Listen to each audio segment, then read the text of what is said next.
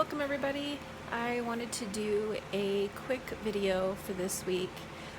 It's basically going to be about breastfeeding facts. I just thought there's like, 8 bullet points. I thought it would be a nice quick video for anybody who just needs some quick information about breastfeeding. It touches on, just some basic things, nothing too extravagant, nothing too deep, but just kind of like the basic stuff. But I thought that it would be a good topic, and I'm looking down because I'm reading from the computer. Also, I apologize for my glasses. They create a major glare, but I cannot see without them. I don't have my contacts on right now, so please just bear with me. So we're going to talk about, first of all, the first subject basically is that the breastfeeding aids in the uterus returning back down to the original size after birth, and why that breastfeeding does that. And so basically, when you're breastfeeding, it causes your body to release a hormone called oxytocin, which you've probably heard before because oxytocin is used in a lot of different, it's a hormone that is released in for a lot of different reasons. It's also a hormone that releases your milk. It is a hormone that starts contractions. It's a hormone that makes you laugh, that releases when you laugh. So it's a lot of different things that oxytocin does. But when it's released, it causes contractions, and this decreases the size of your uterus after birth. And so typically when you're breastfeeding, you will feel a little bit of cramping, which is very normal. For your first baby, it usually isn't very bothersome, but you will notice it. Usually your second, third child, it can get a little more crampy. Like, it can be a lot more than it is your first time. So it's very normal. And if you have discomfort, talk with your doctor about, taking something like Motrin or whatever. And usually they do give you something anyway for it. The average breastfeed lasts 16 minutes is what they say on this Breastfeeding Facts form, paper, whatever you want to call it. We don't like to time the feeds anymore. Every baby is different, but on average 15 to 20 minutes is what you would consider a good feed. This is usually the time that it takes during the day.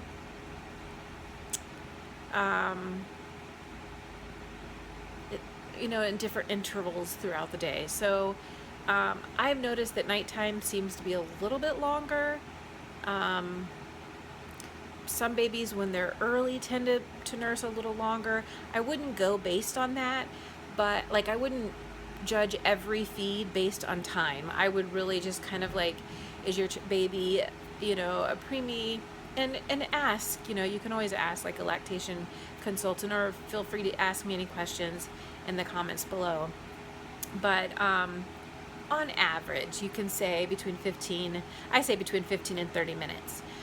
Anything longer than 30 minutes, it might be that they're just pacifying themselves, or it could just be that they might even be struggling. Maybe they're sleeping a lot. So anything longer than 30 minutes, usually there might be a cause for that, because it really shouldn't take too much longer than 30 minutes. Let's see. And I guess they have different reasonings in here. They talk about relaxation, contemplation, and just pure enjoyment of just you and your baby.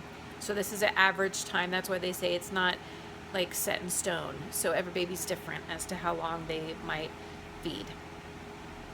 You only produce a small amount of milk in the first few days, and this is very true, but it's also very important to understand that you don't need more than the amount that your body makes, and it's a concentrated form. So think of it like if you were to buy a frozen concentrated juice in the frozen aisle, and you dump it into a pitcher, and then you add a bunch of things of water. That's what your milk is like. It's colostrum, and it's concentrated. So when your baby gets that a quarter of an ounce, it's full of nutrients and antibiotics. And we call that milk colostrum, and we also use the phrase liquid gold because that's how valuable and how strong that first milk is. It's not a lot, but it is very powerful, and just think of it as concentrated. It's like honey. It's very thick and it's very concentrated. It's only produced in small amounts because, like I said, that's all that your baby needs, and their stomach is very small, so they do not need much. It's about 1/4 of an ounce that their belly can hold in the beginning, so don't expect a lot more, and usually just the practice breastfeeding is enough for them to get those few drops that they need. Like I said, the milk is rich. It is full of all kinds of goodies for your baby's immune system, and provides that excellent start that they need that first few days. After around day 3 or 4, you'll start to produce more milk, and the milk will change in consistency. It'll be more watery, less thick. It'll go from a yellow color to more of a bluish tint. Sometimes, depending on your food, it can change in color and tint as well. And also, it can look like colostrum, be almost exactly like colostrum when it gets messages that your baby is sick, and so it almost reverts back to colostrum. So the baby could be almost a year old and get like a colostrum type of milk because your body senses or gets this message that the baby has some viruses that it needs extra antiviruses and so forth, or antibodies, and so it produces that colostrum like milk again. And again, this milk production is adapting to your baby's needs. So literally your milk consistency and the way that it looks, it's constantly changing to meet the needs of your baby. If you ever notice the little bumps that are around your nipple, some women have more than others, some are bigger, and so women might wonder what they are, but they're like little they're just small little bumps, and what they do is they secrete an oil which basically protects your areola, the dark skin around your nipple and your nipple area, from getting too dry.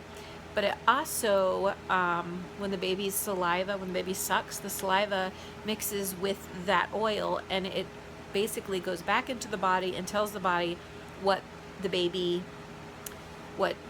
bacteria or viruses or whatever the baby might be experiencing, and it will create antibodies that the baby needs. So that's how your milk is constantly changing and producing what your baby needs when your baby needs it. So it does constantly change. So those are just some quick breastfeeding facts, nothing major, not like the full thing, but you can always check out my other videos because I have a ton of other videos that talk about so many different things. And if you're looking for something more like getting started breastfeeding, so kind of like everything you need to know, in a quick, I think that video might be like 20 minutes long, 15-20 minutes long, but it's pretty much getting started breastfeeding and kind of gives you like all the basic things that you need to know to get you started. But this is just some basic breastfeeding facts that I thought that I would share. I hope that you enjoy the video, and if you have any questions or comments, please leave them below, and I will see you guys again in my next video. You guys have a great night.